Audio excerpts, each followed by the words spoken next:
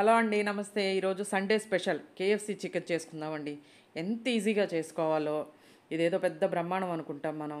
బయటికి వెళ్ళి తినడానికి ఇష్టపడతాం, కానీ ఇంట్లో ఇలా ట్రై చేయడానికి కొంచెం ఆలోచిస్తాం కదా. ఏం ఆలోచించకండి, ఇలా ట్రై చేయండి, చాలా బాగుంటుంది.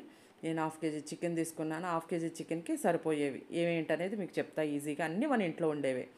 3 స్పూన్లు మైదా, 3 స్పూన్లు కార్న్ఫ్లోర్, ఒక అర టీ స్పూన్ మిరియాల పొడి, సాల్ట్, అర టీ స్పూను కారం, ధనియాల పొడి అర టీ స్పూన్, గరం మసాలా, అంతే అండి. మొత్తం కంప్లీట్గా చక్కగా కలిసేటట్టు. పొడి పౌడర్ కదండి, కొంచెం కలవడం కష్టం అవుతుంది. కొంచెం నిదానంగానే కలుపుకోవాలి. ఇలా ఒక ప్లేట్లో, వెడల్పాటి ప్లేట్లో వేసుకుని కలుపుకొని పక్కకు పెట్టేసుకుందాము. ఎందుకంటే దీంట్లోకి మళ్ళీ మనం కోడిగుడ్లు, దీనికి కోటింగ్ అనమాట అండి. మనకి మళ్ళీ కేఎఫ్సీలో వచ్చినట్టు రావాలి కదా. ఇలా చేస్తే కేఎఫ్సీ ఏంటంటే దానికి తాతలాగా ఉంటుంది, బ్రహ్మాండంగా ఉంటుంది. దాంట్లో ఎటువంటి డౌట్ లేదనమాట. 2 కోడిగుడ్లు ఇలా గిన్నెలో కొట్టేసుకుని మన ఫోర్క్ తోటి మంచిగా బీట్ చేసేసేయాలండి. చేసిన తర్వాత మనం ఈ కోడిగుడ్డు దాంట్లో ఏమి సాల్ట్ కానీ కారం కానీ ఏమి అవసరం లేదండి. అలాగే ప్లెయిన్గా ఉంచేసుకుని చికెన్ మొత్తం 1/2 కేజీ చికెన్ అండి. కొంచెం లెగ్ పీసుల్లా ఉంటే బాగుంటుంది. అలా కాకపోయినా కొంచెం పెద్ద పీసుల్లా కొట్టించుకోవాలి. తర్వాత కొంచెం ఫోర్క్తో ఇలా హోల్స్లా పెట్టుకోవాలండి.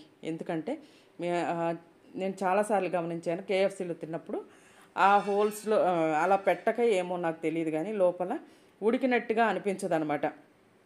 కొంచెం ఎక్కడో చికెన్ ఇంకా కొంచెం మగ్గితేనో ఉడికితేనో బాగుండు అన్నట్టుగా అనిపిస్తుంది. కానీ ఇలా చేస్తే అసలు బ్రహ్మాండంగా ఉంటుంది అనమాట. ఇలా చేసి చూడండి, హోల్స్ పెట్టేసేయండి, చాలా బాగుంటుంది. అలాగే మనం ఎక్కడ చికెన్కి తడిలాగా కానీ అప్పుడే వాటర్లోంచి తీసుకుని అలా పెట్టకూడదండి. ఒక 10 నిమిషాల ముందే కొంచెం డ్రై అయినట్టుగా ఉండాలి చికెన్. తర్వాత ఈ పౌడర్లో దొర్లించేసి తర్వాత ఈ కోడిగుడ్లో ముంచేసుకోవడం ఏంటంటే, అంటే మనకు కేఎఫ్సీ లాగా కోటింగ్ రావాలి కదా, కొంచెం పొరలుగా రావాలి కదా.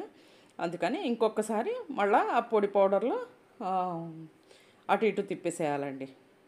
నేను తిప్పుతుంటే ఏమవుతుందంటే ఆ చికెన్ కంటే కూడా నా చేతికి ఎక్కువ అంటుకుంటుంది. ఎందుకంటే మైదా, కార్న్ఫ్లోర్, జిగురు కదా, 2 అంటుకుపోతుంది అనమాట. తర్వాత ఇంకొకసారి ఇలా చేసేసి మళ్ళీ మనం ఆయిల్లో ఫ్రై చేసేసుకోవడమేనండి. నేను ఆల్రెడీ పక్కకి స్టవ్ మీద ఆయిల్ పెట్టేశాను, సరిపోయేంత ఆయిల్ అంటే నేనేమి మూకుడి నిండా ఆయిల్ పోయలేదండి. అలా పోసుకోకండి.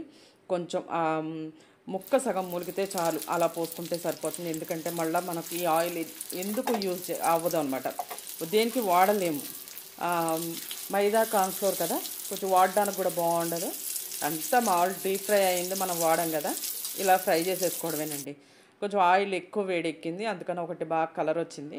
కొంచెం సిమ్లో పెట్టేసుకుని స్టవ్ ఫ్రై చేసుకుంటే అసలు మన ఇంట్లోనే కేఎఫ్సీకి వెళ్తే మనకు బకెట్లోనూ దాంట్లోనూ ఇస్తారు కదా. అసలు ఇలా చేయండి. ఏమంటారు, 1 కేజీ కాదు 2-3 కేజీలు చేయమని మనకి నెక్స్ట్ సండే అయితే ఖచ్చితంగా తీసుకొస్తారు. ఇలా ట్రై చేస్తే ఎప్పుడు కూరలు బిర్యానీ తిని బోర్ కొట్టింది కదా, ఇలా చేసుకోండి. అంటే కేఎఫ్సీకి అందరం వెళ్తూనే ఉంటాం, తింటూనే ఉంటాం. అలా కాకుండా ఇంట్లో ఇలా కొంచెం ఆలోచిస్తాం కదా, ఎలా వస్తుందో ఏంటో టేస్ట్ అని.